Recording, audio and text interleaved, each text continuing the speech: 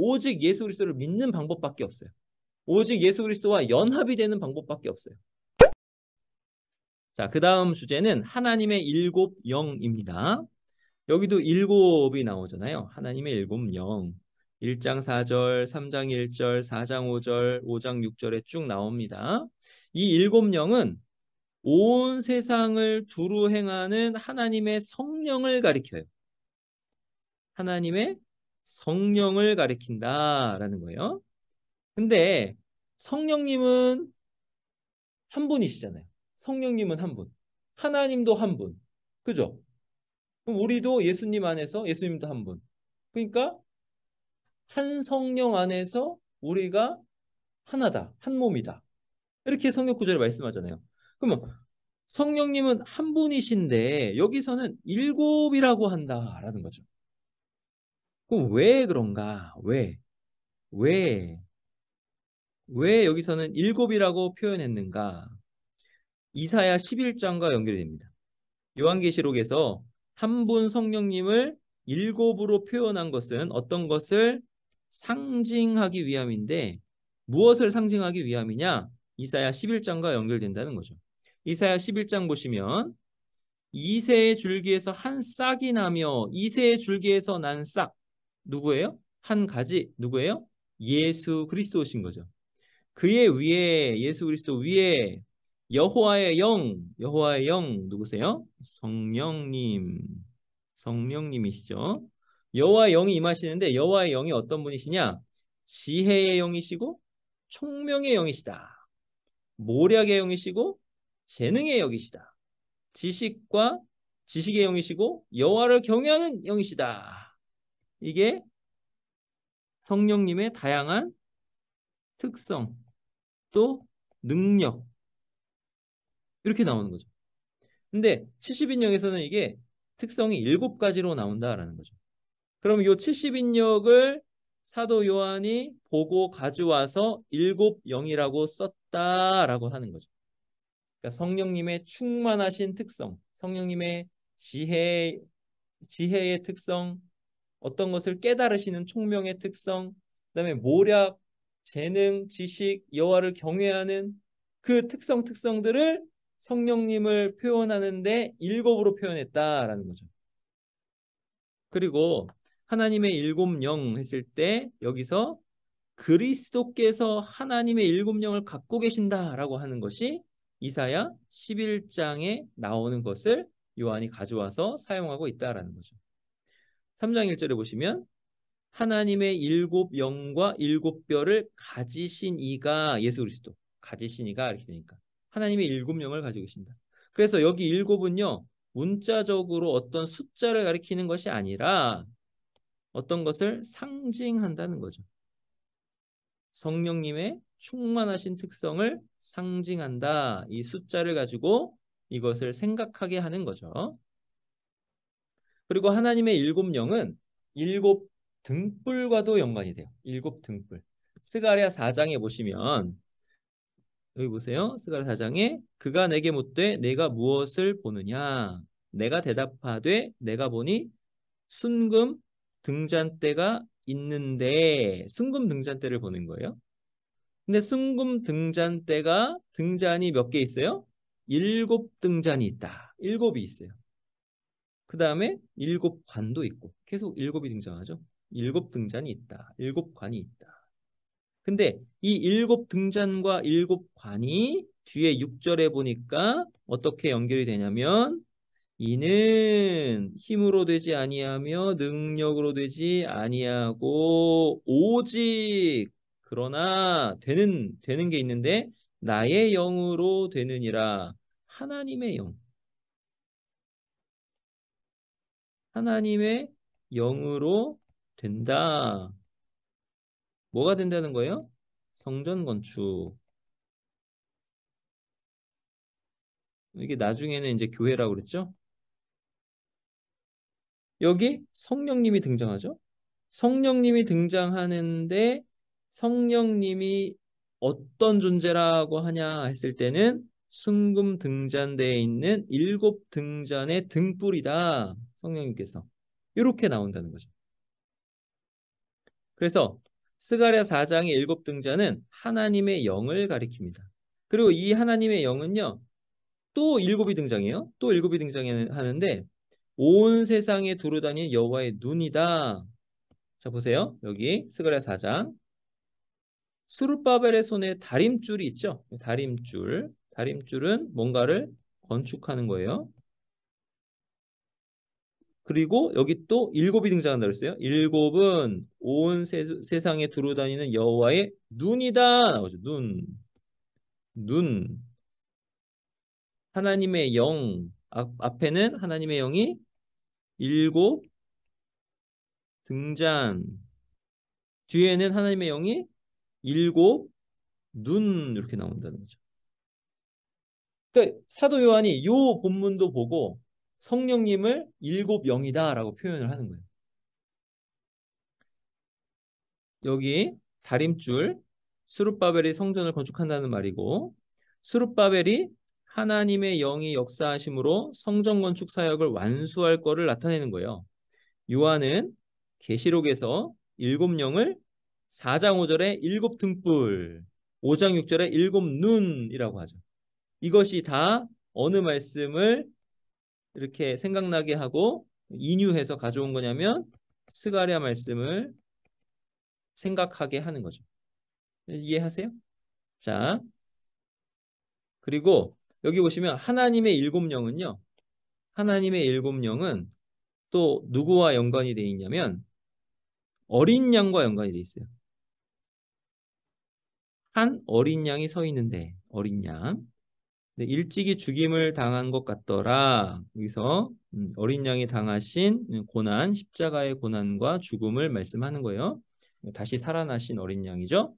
근데 그에게 무엇이 있냐? 일곱 뿔이 있고 일곱 눈이 있다. 그리고 이 눈들을 가리켜서 온 땅에 보내심을 받은 하나님의 일곱 영이더라. 하나님의 일곱 영 이렇게 되죠. 어린 양이 가지신 일곱 영인데 일곱 영은 일곱 눈이다 이렇게 되는 거죠. 자, 여기 스가랴서에 보세요. 여호와의 눈, 하나님의 영 이렇게 나오죠. 4장 6절에 하나님의 영, 또 10절에 여호와의 눈. 요한계시록에도 일곱 영 나오고 일곱 눈 나오는 거죠. 근데 누구의? 어린 양의 일곱 눈, 일곱 영 이렇게 돼요. 여호와께서 요한계시록에서 여호와의 눈은 어린 양의 눈인 거예요. 그러니까 하나님의 눈이 어린 양의 눈이에요. 그 어린 양의 일곱 뿔, 그다음에 일곱 눈은 뭐냐면 이 어린 양이 뿔이라고 하면 어떤 권세를 상징해요. 눈이라고 하면 어떻게 해요? 보는 거잖아요. 보는 것은 뭐랑 연결돼요? 아는 것. 하나님의 전지하심을 가리키거든요. 그러니까 일곱 뿔과 일곱 눈은 온 세상에서 일어나는 일을 볼 수 있고 또한 자신이 원하는 대로 모든 일을 행하실 수 있는 신적 능력. 모든 일을 행하신다. 이 뿔. 그다음에 보실 수 있다. 다 아신다. 눈 이렇게 되죠. 그러면 이 일을 누가 하시는 거냐면 성령께서 온 세상에 온 땅에 쫙 이렇게 들어가셔서 하시는 거죠. 자, 어린 양과 일곱 영을 또 보겠습니다. 요한은 요한계시록 1장 4절에서 일곱 영으로 독자들이 은혜 받기를 기도합니다. 요한계시록 1장 4절 일곱 영으로 은혜와 평강이 너희에게 있기를 원하노라 이렇게 기도하는 거예요. 뒤에 이제 이거는 좀 줄였어요.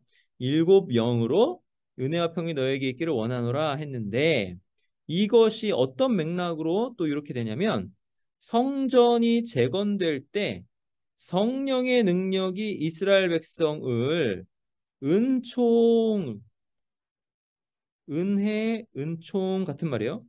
은총이 그에게 있을지어다 이렇게 외치게 만들 것이라 이렇게 예언했단 말이죠. 스가랴 4장 7절에서 보세요. 큰 산아 내가 무엇이냐 내가 스룹바벨 앞에서 평지가 되리라. 그가 머릿돌을 내놓을 때에 머릿돌 건축 맥락이에요. 성전 건축 내놓을 때에 무리가 외치기를 뭐라 그래요? 은총이 그에게 있을지어다. 은총이 그에게 있을지어다. 이것을 사도 요한이 그대로 가져와서 일곱 영으로 은혜와 평강이 너에게 있을지어다 라고 말씀한다는 거죠. 그러니까 이 일곱 영, 성령님 우리에게 은혜를 주시는 분이시다라고 하는데 특별히 성전 건축 맥락에서 은혜를 주신다라는 거예요. 그러니까 성전 건축 맥락에서 은혜를 주신다라는 건 뭐예요? 우리가 예수 그리스도 안에서 예수 그리스도를 머릿돌로 해서 서로 연결해서 건물이 되어가면서 성전이 되어가는 거잖아요. 지어져 가는 거잖아요. 그 일을 누가 행하신다 했을 때는 충만하신 성령님. 어떤 충만하신 성령님이냐 했을 때 아까 이사야 11장 지혜와 총명의 영, 모략과 재능의 영, 지식과 여호와를 경외하는 영으로 우리 가운데 충만하게 역사하셔서 우리가 교회로 거룩한 성 새 예루살렘으로 나오게 하시는 그 일을 일곱 영이 하신다라는 거죠. 자, 그리고 하나님의 보좌에 있는 일곱 영을 한번 살펴보겠습니다. 보좌로부터 번개와 음성과 우레소리가 나고 번개와 음성과 우레소리는 지난번에 살펴봤죠. 보좌 앞에 켠 등불 일곱이 있으니 여기서는 일곱 영을 등불 일곱과 연결시켜요. 등불 일곱이 있으니 이는 하나님의 일곱 영이라. 일곱 영이 등불 일곱이라고 그래요. 이것도 스가랴랑 연결이 되는 거예요. 스가랴에서 아까 등불 일곱이 있고 나의 영으로 되니라 이렇게 말씀하셨잖아요. 그러니까 하나님의 일곱 영, 등불 일곱. 하나님의 보좌 앞에는 켠 등불 일곱이 있어요. 이것은 스가랴 4장 2절에서 순금 등잔 때에 일곱 등잔이 있는 장면을 상기시키죠. 그리고 이 등불이 켜져 있는 것은 여호와께서 자기 백성과 함께 계시는 것을 상징한다는 거예요. 하나님께서 그 백성에게 빛을 비춰주신다라는 걸 상징한다는 거죠. 그 빛이 하나님의 은혜의 빛이다. 하나님의 사랑의 빛이다. 하나님의 친밀히 행하심의 빛이다. 이렇게 되는 거예요. 하나님의 보좌에 있는 일곱 영. 스가랴는 눈부시게 빛나는 새 성전이 그러니까 스가랴가 짓는 그 새 성전이 사람의 힘이 아니라 하나님의 영으로 말미암아 건축될 것을 예언했어요. 이 새 성전은 교회죠. 그리고 하나님의 보좌가 있는 하늘 성전입니다. 그러니까 하나님의 보좌가 있는 하늘 성전이니까 어떻게 되는 거예요? 거기에 등불이 있는 거죠.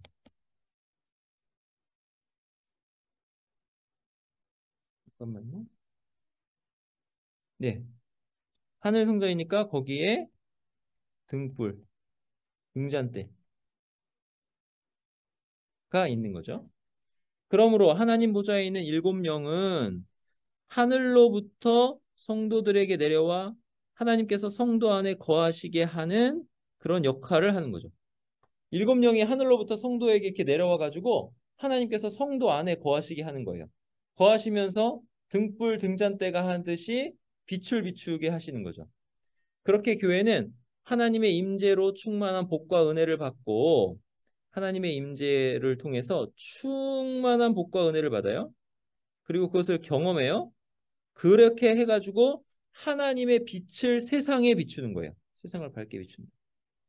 그러니까 세상을 밝게 비추는 방법은 오직 예수 그리스도를 증언하는 일입니다. 왜 이렇게 되냐면 하나님께 나아가서 우리가 복을 받는 방법은 오직 예수 그리스도를 믿는 방법밖에 없어요. 오직 예수 그리스도와 연합이 되는 방법밖에 없어요. 그러니까 예수 그리스도를 증언함으로 그게 거룩한 복음의 강설이거든요. 예수님을 증언하는 게. 그렇게 복음의 강설을 함으로 세상을 밝게 비추는 거죠. 근데 우리가 먼저 예수님 믿고 예수님 안에서 하나님으로부터 충만한 복과 은혜를 받아야 하는 겁니다. 그리고 경험하는 거죠. 이게 바로 일곱 영이 뜻하는 거예요.